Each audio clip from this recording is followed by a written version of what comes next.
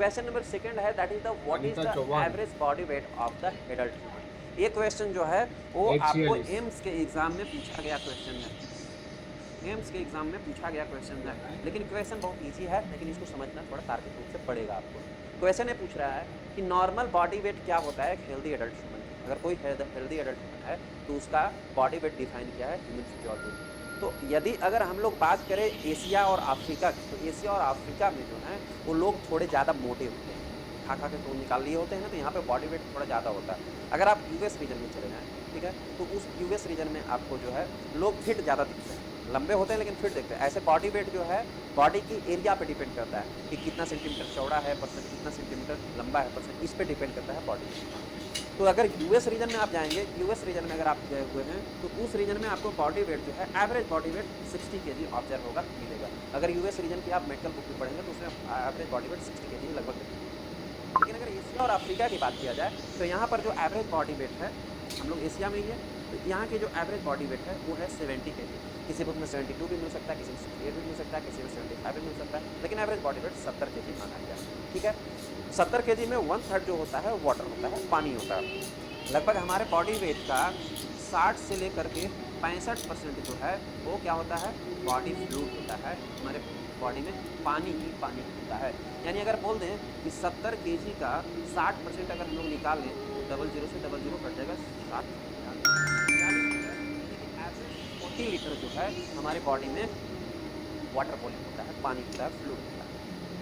और average body weight में कितना माना, 70 kg माना। तो इसलिए इस क्वेश्चन का करेक्ट आंसर हो जाएगा 70 kg। हम लोग 60 क्यों नहीं मान रहे, क्योंकि हमें एशिया रीजन का ही क्वेश्चन सॉल्व करना है ना, हम लोग नहीं जा रहे हैं यूएस में। ऑलराइट, तो इस क्वेश्चन का करेक्ट आंसर हो जाएगा, correct answer of this question is that of option number B, that is 70 kg। Alright, 60 kg, 80 kg और 90 kg रॉन्ग आंसर है। कभी कभी क्वेश्चन ये भी पूछ देता है कि हमारे बॉडी में कितना बॉडी वाटर है, फ्लूइड है। हालांकि मुझे लगता है पहला क्लास में पढ़ा रहा था आपको अभी लैब फाउंडेशन 2.0 का, उसमें हिमेटोलॉजी में मैंने बताया था आपको, पढ़ा रहा था इंट्रोडक्शन ऑफ हिमेटोलॉजी में, तो उसमें मैंने थोड़ा सा फ्लूइड का डिस्कशन किया था। तो उसमें मैंने बताया था इस बात को कि बॉडी वाटर होता कितना है। तो क्वेश्चन कभी कभी बॉडी वाटर से भी पूछ लिया जाता है। ऐसे ह्यूमन फिजियोलॉजी के लेक्चर में मैं आपको फ्लूइड वाले पार्ट में बहुत ही डिटेल में बताने वाला हूँ। बहुत से इसमें फ्लूइड में पार्ट आ जाता है, ECF है, ICF है। ECF और ICF में भी लॉट ऑफ डिस्ट्रीब्यूशन है, क्योंकि हमारे बॉडी में कई प्रकार के फ्लूइड होते हैं। जैसे एक प्लाज्मा है, वो भी एक फ्लूइड है। सेरेब्रोस्पाइनल फ्लूइड है, वो भी एक फ्लूइड है जो कि हमारे वर्टेब्रल कॉलम में रहता है। एक फ्लूइड जो है हमारे लंग्स के चारों ओर रहता है, उसको हम लोग प्लूरल फ्लूइड बोलते हैं। हार्ट के चारों ओर फ्लूइड है, उसको पेरिकार्डियल फ्लूइड कहते हैं। पेरिटोनियल कैविटी, एब्डोमेन के चारों ओर फ्लूइड है, उसको पेरिटोनियल फ्लूइड बोलते हैं। सेल्स के अंदर फ्लूइड है, उसको इंट्रासेल्युलर फ्लूइड कहते हैं। सेल्स के बाहर फ्लूइड है, उसको एक्स्ट्रासेल्युलर फ्लूइड कहते हैं। तो फ्लूइड का डिस्ट्रीब्यूशन कई तरीके के हैं हमारे बॉडी में, इसके अलावा भी। तो इन सभी फ्लूइड का डिस्कशन जो है मैं डिटेल अभी जब ह्यूमन फिजियोलॉजी के फ्लूइड वाला चैप्टर पढ़ाऊंगा तो उसमें आपको एक्सप्लेन करूंगा, बताऊंगा एवरीथिंग। होप सो इस क्वेश्चन का आंसर आपको क्लियर है सर। आगे बढ़ा जाए।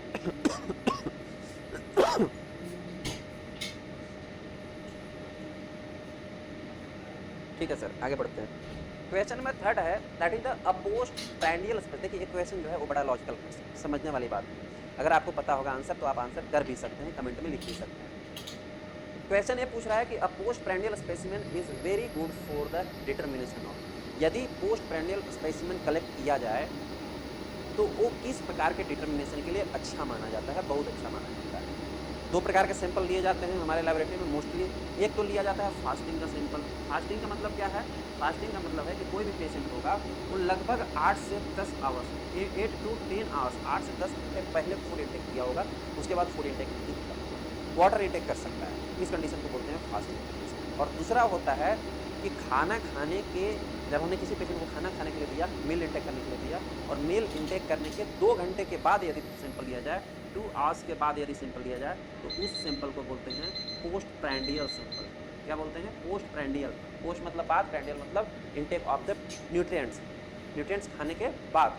ठीक है, अब न्यूट्रिएंट्स में या तो आप डाइट में जो खाते हैं नॉर्मल वो भी ले सकते हैं, या ग्लूकोज की अमाउंट लेते हैं। तो इस क्वेश्चन से तो जनरली आपको पता चल जाता है कि हम लोग ग्लूकोज में ही पोस्ट प्रैंडियल यूज करते हैं। तो इसलिए इस क्वेश्चन का करेक्ट आंसर हो जाएगा option number A. Correct answer of this question is that of option number A, that is glucose.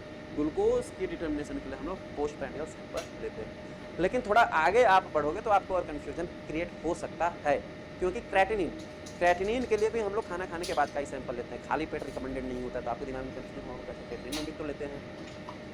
Next one है यूरोबिलिनोजन। यूरोबिलिनोजन में जो है वो हम लोग यूरिन सैंपल लेते हैं। क्या लेते हैं सर? यूरिन सैंपल लेते हैं। यूरिन सैंपल में यूरोबिलिनोजन डिटेक्ट किया जाता है, जो कि बिलिरुबिन के मेटाबॉलिज्म से बनता है और फिर यूरिन में क्लियर होकर निकलता है, स्ट्रेट आउट होता है। कैसे निकलता है आपको सारी चीज़ें मेटाबॉलिज्म में पढ़ाई जाएगी, बिलिरुबिन के मेटाबॉलिज्म में। ध्यान रखें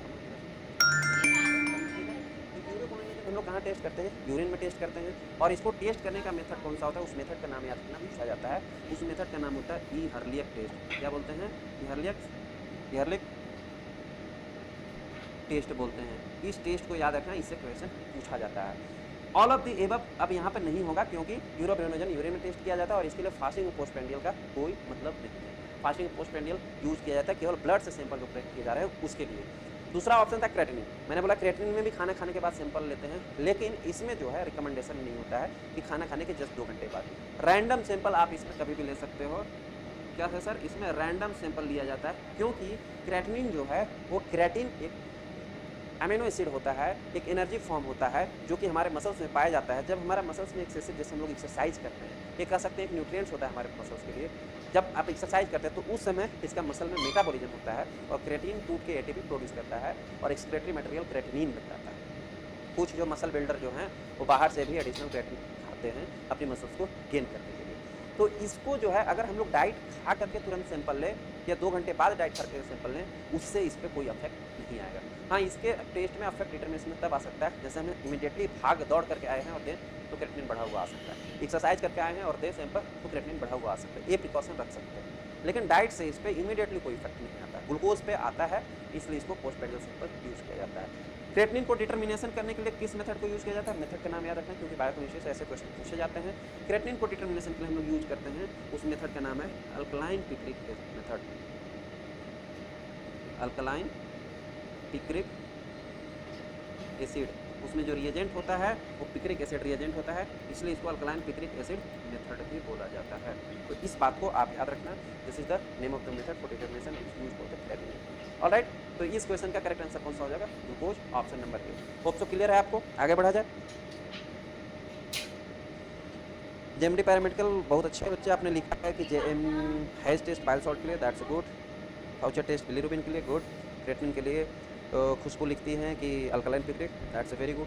जितना आप डिटेल किसी भी एमसीक्यूज के बारे में लिखते हैं वो आप सीखते हैं। इस बात से मैं खुश हूँ कि जो आपको हमने पहले समझाया है, जो मैंने आपको पहले बताया है, जिस फॉर्मेट में एमसीक्यू सॉल्व करना वो आप उस फॉर्मेट को याद रखें और वैसे ही करना भी चाहिए ऑलवेज। देखिए, सफलता मिलना ना मिलना वो एक अलग बात होता है कि हमने कहीं एग्जाम दिए नहीं मिला सफलता, वो अलग बात है। लेकिन हम प्रयास भी ना करें, हम पढ़े भी ना, वो तो फिर गलत बात है कि नहीं? सफलता ना मिलना अलग बात है, लेकिन हम प्रयास भी ना करें वो तो गलत बात है। तो प्रयास जो ऐसे ही किया जा सकता है, कोई एक दिन में सफलता नहीं मिलता है। थ्योरी पूरा पढ़िए, थ्योरी के नोट्स पूरे पढ़िए, थ्योरी के रिगार्डिंग बुक्स पढ़िए, थ्योरी के रिगार्डिंग लेक्चर्स देखिए, प्रैक्टिकल के लेक्चर्स देखिए और फिर उनके रिगार्डिंग एमसीक्यू सॉल्व कीजिए, फिर एमसीक्यू की प्रैक्टिस कीजिए, revision more and more than कीजिए, नॉन टेक्निकल पार्ट के भी क्वेश्चन सॉल्व कीजिए, तो सफलता मिलेगी, ऐसा श्योर है। ठीक है, क्वेश्चन नंबर 4 है। हाँ, एक क्वेश्चन बड़ा अच्छा है। एक क्वेश्चन एक बच्चे को कन्फ्यूजन था और उसने बहुत लंबे समय से क्वेश्चन पेंडिंग में था, क्योंकि इधर क्लास हो नहीं रहा था और उसने सेंड किया था बच्चे ने। क्वेश्चन बड़ा इंटरेस्टिंग लगा, इसलिए मैंने इसको अपीयर किया है आपके एमसीक्यू सीरीज में। क्वेश्चन क्या है, जरा इसको पढ़ते हैं। देखिए, क्वेश्चन है कि after centrifugation of the urine, जब यदि आपके पास यूरिन सैंपल आया है और यूरिन को आपने सेंट्रीफ्यूज कर दिया है, तो after the centrifugation of urine मतलब यूरिन को सेंट्रीफ्यूज करने के बाद क्या बन जाता है सर? 2 पार्ट हो जाता है। यदि आपने यूरिन लिया है कंटेनर में या टेस्ट ट्यूब में, तो यूरिन को अगर सेंट्रीफ्यूज करेंगे तो आप उसमें देखेंगे कि नीचे में सेडिमेंट बच गया, ऐसे जमा हो जाता है बॉटम में, और ऊपर में जो है जब भी सेंट्रीफ्यूज करेंगे यूरिन को तो ऊपर में सुपरनेटेंट बच जाएगा और नीचे में सेडिमेंट। ऊपर वाले पार्ट को बोलते हैं सुपरनेटेंट,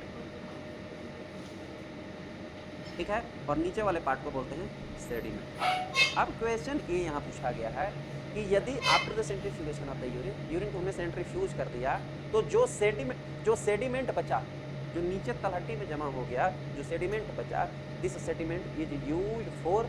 सेडिमेंट को क्यों यूज किया जाता है तो क्लिनिकल पैथोलॉजी में पढ़ाऊंगा, और जो पहले वाले बैच बच्चे होंगे उनको पता होगा, पढ़ा चुका हूँ। सेडिमेंट को जो है वो यूरिन का, इस सेडिमेंट को जो है यूरिन की माइक्रोस्कोपिक स्टडी के लिए यूज किया जाता है। किसके लिए यूज किया जाता है? माइक्रोस्कोपिक स्टडी के लिए यूज किया जाता है। ऊपर के सुपरनेटेंट को फेंक देते हैं और सेडिमेंट को जो है ग्लास स्लाइड पर डाल देते हैं, डालने के बाद कवर स्लिप रख देते हैं और फिर माइक्रोस्कोप यानी यहाँ पर पहले वाले में क्या फील किया जाएगा, इसमें फील होगा माइक्रोस्कोपिक, माइक्रोस्कोपिक फील होगा, ठीक। एंड सुपरनेटेंट जो ऊपर वाला पार्ट है ये किसके लिए यूज़ किया जाता है, तो सुपरनेटेंट वाला पार्ट जो है उसको हम लोग केमिकल एग्जामिनेशन के लिए यूज़ करते हैं। किसके लिए यूज़ किया जाता है सुपरनेटेंट को, इसको यूज़ किया जाता है केमिकल एग्जामिनेशन के लिए। केमिकल एग्जामिनेशन की यूरिन में हम लोग बहुत से यूज़ करते हैं, रैंडम से भी करते हैं, सुपरनेटेंट से भी करते हैं, और जिसमें कि हम लोग protein, glucose, bile salt, bilirubin, blood, इन सभी को हम लोग जो है वो डिटेक्ट करते हैं इस सुपरनेटेंट में, ठीक है। तो दूसरे जगह पे यहाँ पे क्या भरा जाएगा सर, यहाँ भरा जाएगा केमिकल एग्जामिनेशन, यानी कि यूरिन की जो सेडिमेंट होता है वो माइक्रोस्कोपिक एग्जामिनेशन के लिए, और जो सुपरनेटेंट होता है वो केमिकल एग्जामिनेशन के लिए यूज़ किया जाता है। तो माइक्रोस्कोपिक एग्जामिनेशन सबसे पहले कहाँ पे है, ऑप्शन नंबर सी में है, माइक्रोस्कोपिक एंड केमिकल। तो इस क्वेश्चन का करेक्ट आंसर हो जाएगा, correct answer of this question is that of option number C. Rest of chemical and physical पहले दिया तो ये तो रॉन्ग हो जाएगा, क्योंकि सेडिमेंट से हम लोग केमिकल करते ही नहीं। ऑप्शन नंबर भी है केमिकल एंड माइक्रोस्कोपिक, तो केमिकल भी नहीं पढ़ा में तो केमिकल आएगा नहीं, तो इसलिए ये भी रॉन्ग हो जाएगा। ऑप्शन नंबर डी दिया गया है फिजिकल एंड माइक्रोस्कोपिक, तो हम लोग सेडिमेंट से फिजिकल नहीं करते, फिजिकल हम लोग सुपरनेटेंट से कर सकते हैं या रैंडम उसको मिक्स कर दीजिए, सुपरनेटेंट से भी नहीं मिक्स कर दीजिए उससे, तो यानी ऑप्शन नंबर बी भी रॉन्ग हो जाएगा। इस क्वेश्चन का करेक्ट आंसर हो जाएगा option number C. Hope so clear हुआ होगा आपको बच्चे, आगे बढ़ा जाए। सुनीता बाल ने कमेंट किया है कि option number C is the correct answer. Chaurasia diagnostic centre comment किए हैं microscopic and chemical, very good. Sudha, Pappu Pramod, Shreya, Nandini, Sonu, इन सब का करेक्ट आंसर है। प्रियव्रता एंड सुधा, इन सब का करेक्ट आंसर है, ठीक है सर। आगे बढ़ते हैं, चलिए क्वेश्चन नंबर 5 है, that is the what is the functional unit of bone. Question ये पूछ रहा है कि बोन्स के फंक्शनल यूनिट क्या होते हैं। फंक्शनल यूनिट को let me explain first the functional unit. ये फंक्शनल यूनिट क्या होता है और किसको कहते हैं, इसको